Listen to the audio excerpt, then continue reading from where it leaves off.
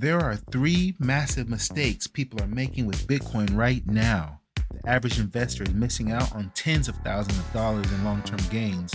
Most people think the risk is about volatility or timing the top, but the truth is, it has nothing to do with that. Because the biggest missed opportunity is actually coming from how people think Bitcoin works. In this video, we break down why Bitcoin is crushing the S&P 500, the long-term potential almost everyone is ignoring, what big institutions and even governments are doing behind the scene, and what you can do to position yourself before the next major move. Plus, grab my free tool in the description below. All I ask is that you hit the like button. It really helps more than you think. With the market going crazy and Bitcoin sitting at 107,000, are you bullish enough? The S&P 500 is sitting at $6,000 right now, and it's up 12% for the year. But check this out. Bitcoin is up 55% for the year. Bitcoin is killing the game. Like I said, are you bullish enough on Bitcoin as a long-term hedge against your portfolio, right? The S&P 500 is at 6,008 right now, and I believe that at its low, it can drop down to 4,900.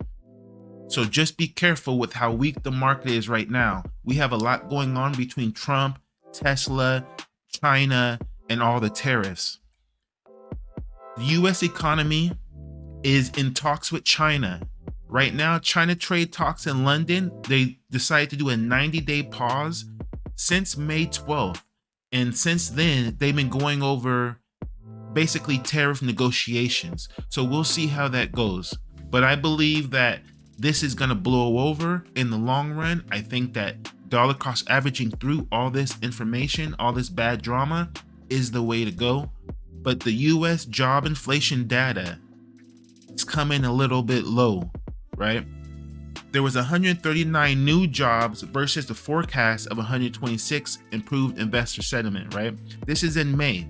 The problem is that since May, the jobs have been dropping. So we were a little bit over, right? But as time goes on, AI and jobs being taken, this next month we should be getting the information out for all the tech companies about jobs report, and I would forecast that it's definitely going to be a weak forecast. Not only is everybody scared in the market, but everything is weak right now. Corporate lobbying is lobbying against the big tax bill that Trump just put out. The reason why is because places like Shell and Toyota, places that also jump around to different countries, you know, they get a lot of money coming in from a bunch of lobbyers, and they want to keep that money coming in compared to, you know, having to pay extra tax for people paying onto American goods like they are, right? So the S&P 500 is sitting at 6,000, like I said, and what they're saying is that the Citibank revised its target higher. So the Citibank is saying that the S&P 500 could hit around 6,300. So we're sitting at 6,000 right now. All right. So JP Morgan's a bit scared of stagflation. So as the information comes out with all the tariff information, people are forecasting that it's slowing down the market. Now, I believe if you're holding something like Bitcoin, you got to stay held on to that and keep dollar cost averaging, keep putting in, because as they print more money, Bitcoin's going to go up because there's more dollar bills on the market for Bitcoin. So just remember that in the long run, Bitcoin is your hedge against all this bad information. All right. Bonds versus stocks. As the bonds yield go up, people decide to put their money back into bonds compared to stocks. That's going to make the stock market weaker. So just remember that as bonds go up, people take their money out of the stock market and put it into bonds, because if you can earn a 5 or 6% on a bond guaranteed of your money, then why are you putting it into a stock that's giving you 3% not guaranteed money? So that's the way people think. This is the Bitcoin chart, okay? This is the chart that I made. It forecasts the future so that I know strategically what I need to do to survive the market. As you can see, Bitcoin right now is still running at 61% CAGR. Okay, 61% CAGR, we're sitting at 107,000. Now I have a white line here at 71,000 because 71,000 is a major low when it comes to Bitcoin falling, okay? It's a major low. Now we're not talking about 50,000. We're talking about 71,000. So as time goes on, this low will go up higher and higher, okay? So just keep that in mind. Bitcoin hit a high of $111,000. So are you bullish enough on Bitcoin?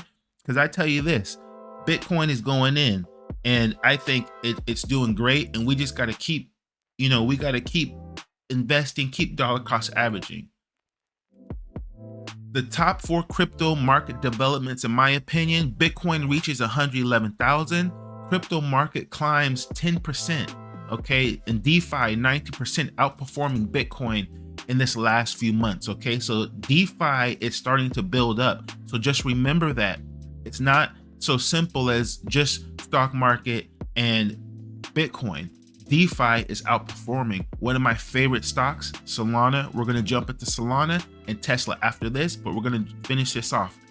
Now we're looking at Circle. Circle IPO'd yesterday, okay? I got a little bit of Circle just to put some on the books. It's nothing big. It's just a tester position, all right? So it jumped 168% from 31 to 83, all right? Now, do I think that Circle this is a good jump for Circle? I think that Circle is going to try to take advantage of the market right now. Bitcoin is at all-time high, and it's pushing up. Now, will we take a market breather? Will Bitcoin start to come down in the future?